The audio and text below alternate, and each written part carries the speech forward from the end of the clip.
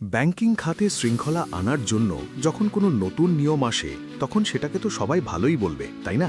কিন্তু যদি এমন হয় যে সেই শৃঙ্খলার বোঝাটা এমন কারো উপর গিয়ে পড়ছে যে কিনা সবচেয়ে দুর্বল, চলুন আজকের এই বিশ্লেষণে আমরা সেটাই দেখব। বাংলাদেশ ব্যাংকের বিআরপিডি সার্কুলার 15 এই নিয়মটা কিভাবে দেশের কৃষক আর কৃষি ব্যাংকগুলোর বাস্তবতাকেই একদম ওলটপালট করে দিচ্ছে। যে কোনো নিয়মকানুন আলোচনার আগে চলুন কৃষকের জীবনের বাস্তবতাটা এক লাইনে বুঝে নিই। এক বছর বন্যা, আরেক বছর খরা, উৎপাদন ভালো হলে ফসলের দাম নেই, এই একটা কথাই কিন্তু সব বলে দেয়। মানে তাদের জীবনটা প্রকৃতির খামখেয়ালিপনার উপরেই নির্ভর করে। আর ঠিক এই বাস্তবতার সাথেই নতুন ব্যাংকিং নিয়মটার একটা বড় সংঘাত তৈরি হয়েছে। তো কি এই নতুন নিয়ম যার কথা আমরা বলছি? চলুন প্রথম সেকশনে আমরা এই নিয়মটাকে একটু কাছ থেকে দেখি। বলা হচ্ছে এর উদ্দেশ্য হল আর্থিক খাতের শৃঙ্খলা ফিরিয়ে আনা। সংক্ষেপে বললে এই নিয়মটার নাম হল বিআরপিডি সার্কুলার 15। আর কাগজে কলমে এর উদ্দেশ্য কিন্তু চমৎকার, যেমন ব্যাংকিং খাতকে আরও আধুনিক করা, স্বচ্ছ রাখা আর স্থিতিশীল করা। আর এর জন্য করা হয়েছে কি, ঋণ শ্রেণীকরণের নিয়মগুলো অনেক বেশি কঠিন করা হয়েছে আর ব্যাংকগুলো ঝুঁকি ব্যবস্থাপনার উপর আরও বেশি জোর দিচ্ছে। শুনতে তো খুবই ভালো লাগছে, তাই না? কিন্তু এই দারুণ নিয়ম আর শৃঙ্খলার প্রথম ধাক্কাটা গিয়ে লাগছে কাদের উপর?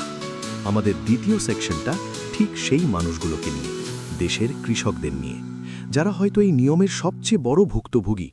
একবার এই চক্রটার দিকে তাকান, কি সহজ আর ভয়ঙ্কর একটা চক্র।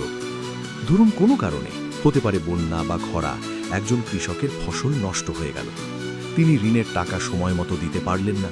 ব্যাস, নতুন করা নিয়মে তার লোনটা খুব তাড়াতাড়ি খেলাপি বা ঝুঁকিপূর্ণ হিসেবে চিহ্নিত হয়ে গেল। আর একবার কপালে খেলাপি তকমা জুটে গেলে তার জন্য সব ব্যাংকের দরজা প্র্যাকটিক্যালি বন্ধ। তখন তার আর কি করার থাকে? সেই পুরনো মহাজনের কাছেই তো ফিরে যেতে হয়। চড়া সুদের এক ভয়ঙ্কর ফাঁদে পা দিতে হয়। আর এটাই হলো এই পুরো ঘটনার সবচেয়ে বড় ট্র্যাজেডি।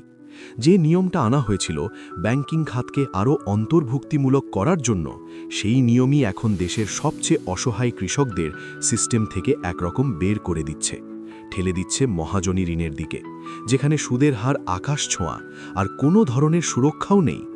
এখন মনে প্রশ্ন আসতেই পারে, আচ্ছা ব্যাংকগুলো এমন করছে কেন? তারা কি কৃষকদের একটু সাহায্য করতে পারে না? আসলে বলতে ব্যাংকগুলোর নিজেরাও একটা উভয় সংকটের মধ্যে পড়ে গেছে। চলুন এই সেকশনে তাদের দিকটাও একটু বোঝার চেষ্টা করি। ব্যাংকের ভাষায় একটা খুব গুরুত্বপূর্ণ জিনিস আছে, নাম প্রভিশনিং। সহজ করে বললে, যখনই কোনো লোন খেলাপি হবার সামান্য ঝুঁকিও তৈরি হয়, ব্যাংকে তার লাভের টাকা থেকে একটা অংশ আলাদা করে সরিয়ে রাখতে হয়। কেন? সম্ভাব্য ক্ষতিটা সামাল দেওয়ার জন্য। তার মানে কি দাঁড়ালো? ঝুঁকি যত বেশি, ব্যাংকে তত বেশি টাকা প্রভিশন হিসেবে রাখতে হবে। আর এর সরাসরি প্রভাব পড়ে ব্যাংকের লাভের উপর। লাভ কমে যায়। এই টেবিলটা দেখলেই পুরো বিষয়টা আরও পরিষ্কার হয়ে যাবে। বাংলাদেশে তো মোটে দাগে দুই ধরনের ব্যাংক আছে। একদিকে আছে কৃষি ব্যাংক বা রাজশাহী কৃষি উন্নয়ন ব্যাংকের মতো বিশেষায়িত ব্যাংক।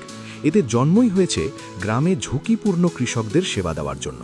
অন্যদিকে আছে কমার্শিয়াল বা বাণিজ্যিক ব্যাংক, যাদের মূল লক্ষ্যই হলো মুনাফা করা। কিন্তু সমস্যাটা হলো এই সার্কুলার 15 একই নিয়ম এই দুই ধরনের ব্যাংকের উপরেই দিয়েছে।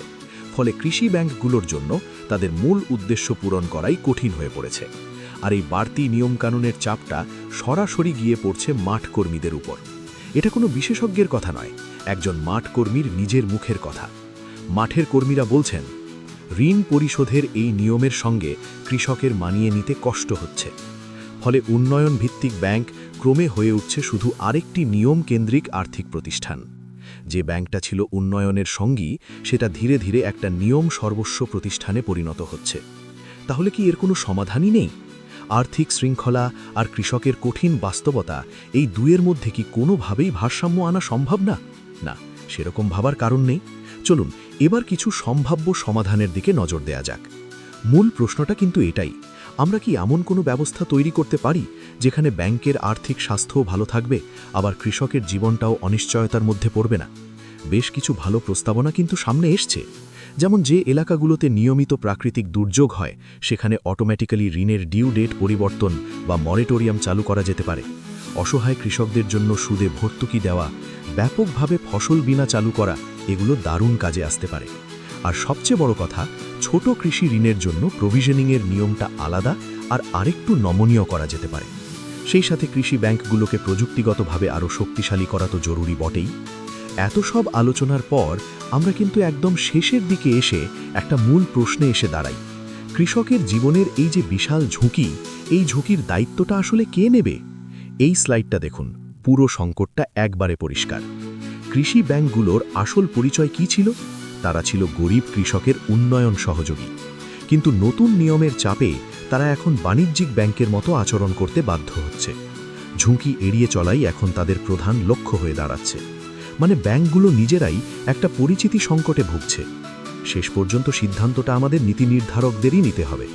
কৃষকের জীবনের সব ঝুঁকির বোঝা কি একা তার কাঁধেই চাপিয়ে দেওয়া হবে, নাকি ব্যাংক এবং রাষ্ট্র সেই দায়িত্বের অংশীদার হবে?